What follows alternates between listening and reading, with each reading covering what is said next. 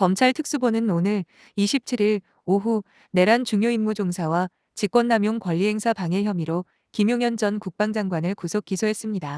지난 8일 체포된 김 전 장관 구속 만기일을 하루 앞두고 재판에 넘긴 겁니다. 계엄 사태 한 달여 만으로 핵심 내란 피의자 첫 기소 사례입니다. 김 전 장관은 윤 대통령에게 직접 비상계엄 선포를 건의하고 이번 계엄 사태를 사실상 주도한 내란의 2인자로 지목되었습니다.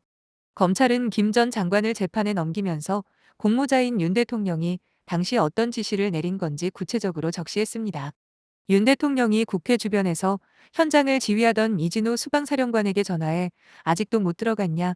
총을 쏴서라도 문을 부수고 들어가서 끌어내라고 지시했다고 설명했습니다. 또 계엄 해제 요구안이 가결된 이후에도 해제됐다 하더라도 내가 2번, 3번 계엄령을 선포하면 되는 거니 계속 진행하라고 지시했음을 확인했다고 밝혔습니다.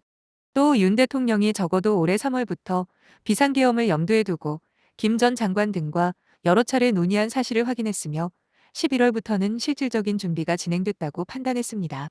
검찰은 김 전 장관이 여인영 방첩사령관에게 우원식 국회의장, 국민의힘 한동훈 전 대표, 더불어민주당 이재명 대표 등 주요 인사 10여 명의 체포 구금도 지시한 것으로 파악했습니다. 주요 인사 체포 과정에는 경찰 국가수사본부, 국방부 조사본부도 가담했다는 게 검찰 판단입니다.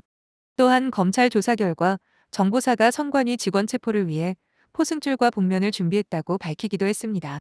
정보사는 미리 선관위 조직도를 입수해 직원 30여 명의 체포 대상자 명단을 작성한 것으로 나타났습니다. 검찰은 문상호 정보사령관이 정보사 요원 30여 명을 선발한 뒤 선관위 직원들을 체포 감금하는 임무를 부여했다고 설명했습니다. 검찰은 지난 비상계엄 사태가 국헌문란의 목적이 인정된다고 강조했습니다.